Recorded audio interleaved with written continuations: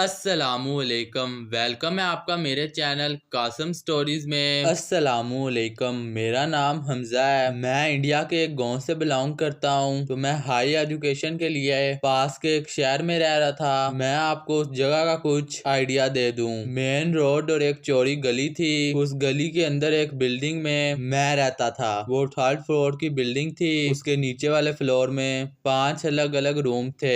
उनमें से एक रूम मेरा था। बाकी फ्लोर पर लैंड रोड रहता था और कुछ स्टूडेंट्स रहते थे। दिवाली का टाइम था, सिर्फ मैं ही मुस्लिम था। वहाँ बाकी सब हिंदू थे। तो सब स्टूडेंट फेस्टिवल सेलिब्रेट करने चले गए, अपने अपने घर गए हुए थे। मकान मालिक का एक घर गांव में भी था, वो लोग भी गांव गए हुए थे।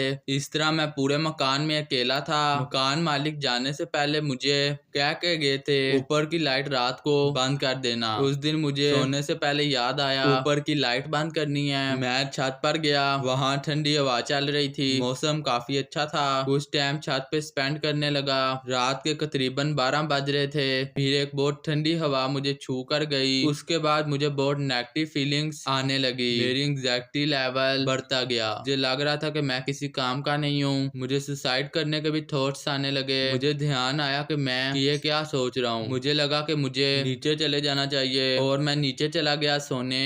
और मैंने अपना रूम बंद किया, बेड पे गया और मोबाइल में एक मूवी लगाई और देखने लगा। और मेरा मोबाइल बेड से लगे टेबल पर था और मैंने हैंड फ्री लगाई हुई थी। अब रात के 2:30 बज गए थे। इतनी देर में क्या देखता हूँ, एक लाइट मेरे डोर के बाहर से गुजरी है और वो लाइट मुझे नीचे से दिख रही थी, पर मैंने उसे इग्नोर किया।